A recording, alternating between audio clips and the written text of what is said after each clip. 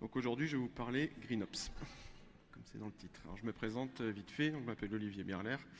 Jusqu'à une époque très récente, j'étais ingénieur chez Elastic et plus récemment, j'ai basculé sur un projet qui s'appelle Carbonifère et un autre qui s'appelle Rebase. Donc Carbonifère, c'est pour mesurer et réduire les impacts des infrastructures cloud, et Rebase, c'est un peu l'équivalent pour le software, en essayant de réécrire du code avec de l'IA pour l'améliorer énergétiquement. Alors quel est le problème? Si on veut tenir les objectifs de l'accord de Paris de contenir le réchauffement climatique à 1,5 degré, on devrait réduire d'ici 2030 de 45% nos émissions. Donc c'est un petit challenge et on doit tous y prendre notre part.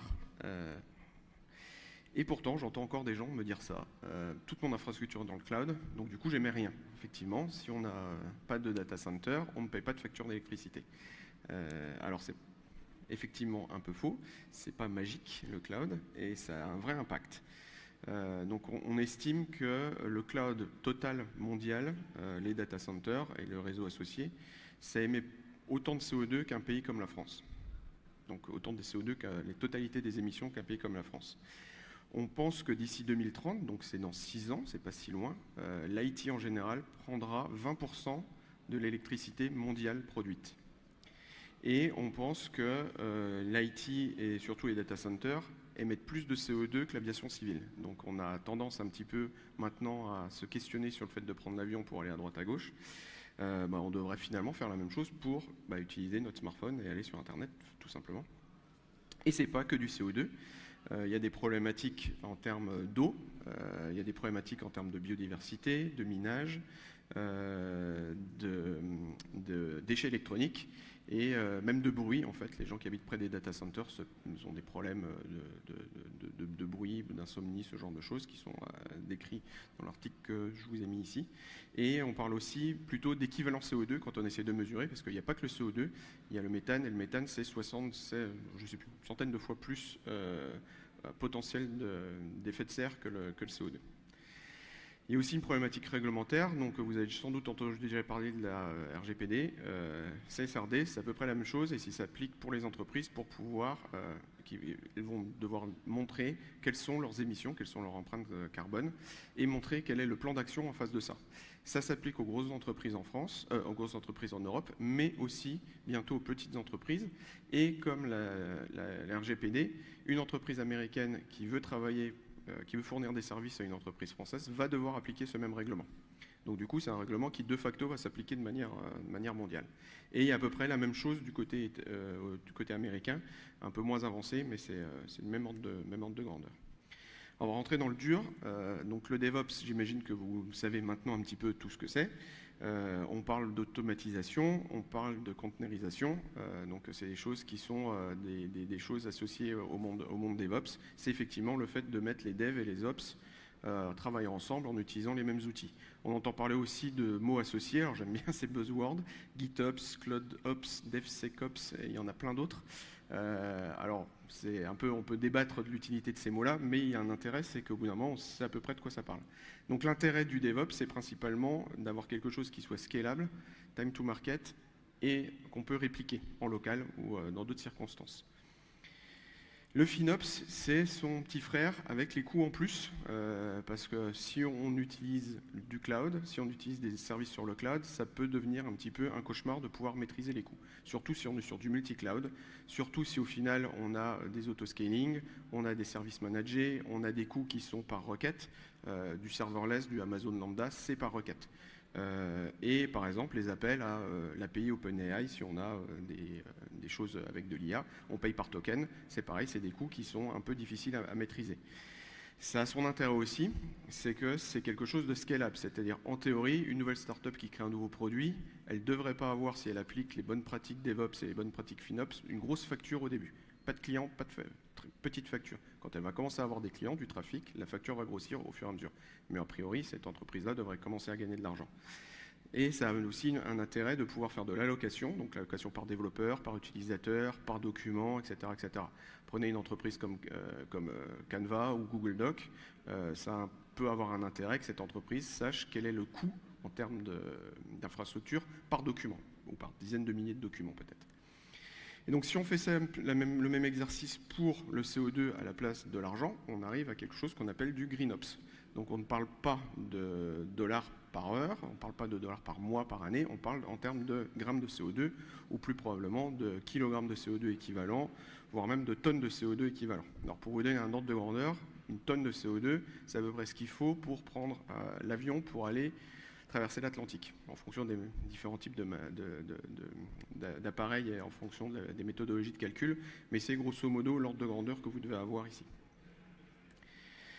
Donc du coup, on pourrait se dire naïvement, si je réduis ma facture, je réduis les émissions de CO2. Effectivement, une facture, elle est associée au nombre de ressources qu'on utilise. Moins on utilise de ressources, moins on émet de CO2. On va faire un petit quiz rapide. Si on achète des instances réservées, donc par exemple chez AWS, si vous pouvez réserver des instances sur 3 ans, plutôt que la payer à l'heure, vous la payez une bonne fois pour toutes sur les 3 prochaines années. Selon vous, ça vous permet d'économiser de l'argent, du CO2 ou les deux? Alors bien évidemment, c'est principalement pour l'argent, parce que c'est juste une technique commerciale, ça ne réduit pas le CO2. Et encore une fois, il y a encore beaucoup de systèmes, beaucoup de calculs qui se basent uniquement sur les dépenses, qui va regarder la dépense AWS et essayer de calculer, d'inférer le nombre de CO2 que ça a émis. Effectivement, si on a ce beau discount, ça ne sert à rien. Le serverless, ça permet d'économiser de l'argent, du CO2 ou les deux.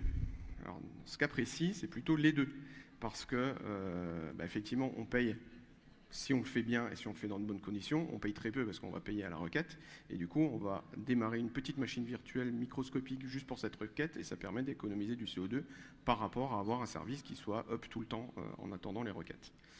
L'autoscaling, la même chose, ça permet d'économiser de l'argent et du CO2, évidemment, parce que du coup, on va démarrer les machines que quand on en a vraiment besoin et les éteindre la nuit quand il y a moins de personnes. Maintenant, si on essaye de migrer son infrastructure depuis un data center basé à Paris vers la région Irlande, pour prendre AWS, GCP, Azure, ils ont à peu près ce même type de région, ça permet d'économiser de l'argent, du CO2 ou les deux. Alors là où il y a un petit piège, c'est que ça permet d'économiser de l'argent. On va prendre le coût sur une machine M5 large, petit calcul rapide, ça permet d'économiser à peu près 4%. C'est pas grand-chose, mais à l'échelle d'une grosse entreprise, ça peut représenter des milliers d'euros. Par contre, en termes de CO2, on fait x7 en moyenne. Pourquoi? Parce que le mix énergétique irlandais, il est basé sur des énergies fossiles, alors que le mix énergétique français est basé beaucoup sur du nucléaire et du renouvelable. On peut dire ce qu'on veut sur le nucléaire, mais en tout cas, ça émet moins de CO2. Et donc du coup, et ça c'est de la moyenne, c'est-à-dire que le screenshot que j'ai pris, c'est sur une appli qui s'appelle Electricity Map, ça permet de voir le mix énergétique en direct et les émissions de CO2 associées par kilowattheure en direct ou en moyenne partout dans le monde. Et on voit dans cet exemple du mois de mai, 31 mai 2024, qu'en France on était à moins de 20 grammes, alors qu'en Irlande on était à quasiment 400 grammes de CO2 par kilowattheure. Donc on voit qu'on commence très très vite à chiffrer. Donc du coup, effectivement, il faut faire attention. Le FinOps, c'est une bonne porte d'entrée pour du GreenOps. Les dépenses, c'est un bon proxy pour le CO2, mais pas toujours. Il faut faire très fortement attention. Ça dépend de plein de choses qui vont être les réductions commerciales ou par exemple les taxes, tout simplement. C'est des choses qui... Voilà. Donc il y a quelqu'un, un célèbre théoriste du management qui s'appelle Peter Drucker, qui a dit « Si on ne peut pas mesurer, on ne peut pas améliorer ». Alors j'ai fait comme ChatGPT, j'ai pas trouvé de photo de Peter Drucker, donc du coup j'ai mis quelque chose de le plus proche. Donc du coup on a une petite formule qui est rentrée maintenant dans l'ISO, qui a été sous l'impulsion de la Green Software Foundation, qui est SCI. Donc en gros c'est comment on calcule les émissions de CO2 à partir de la consommation énergétique du software.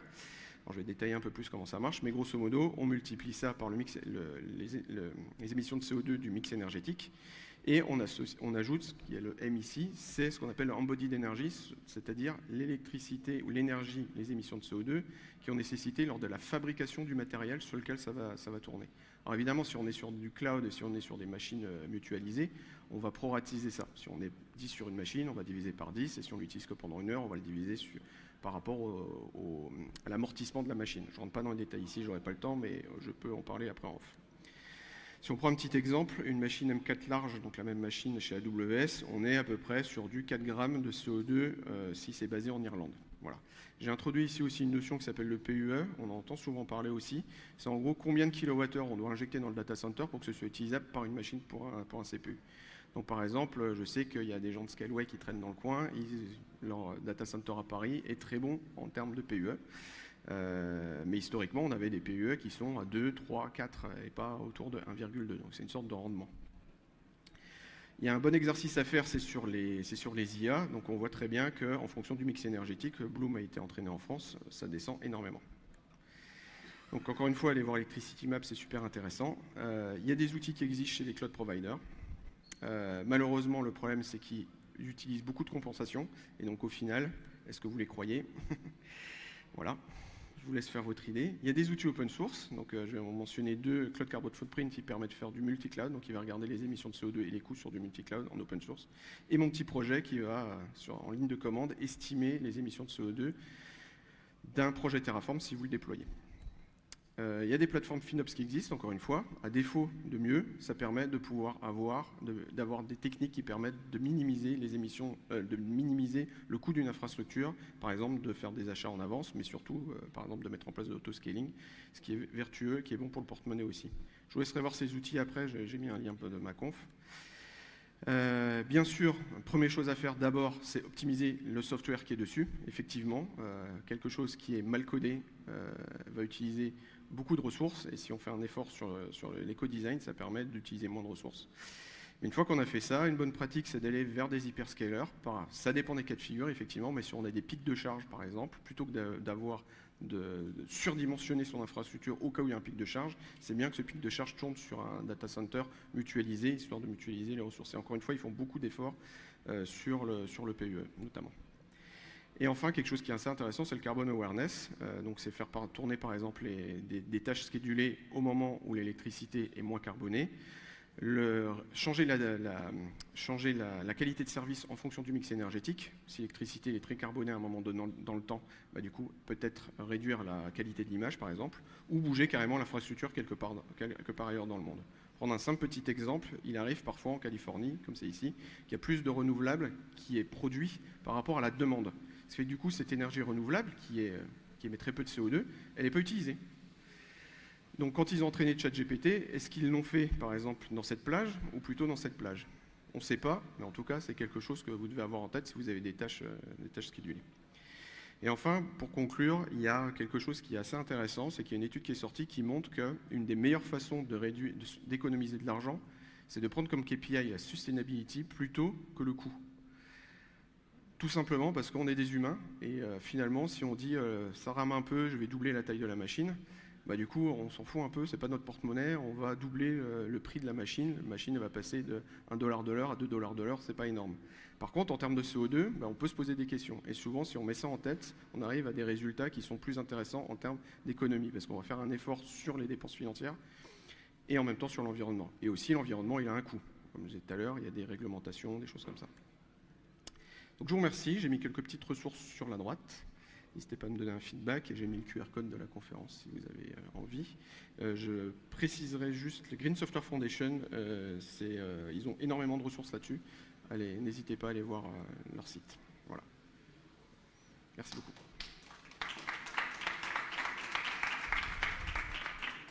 Je ne sais pas si on a le temps pour une petite question. Ouais. Alors ça va très vite, j'ai survolé, mais...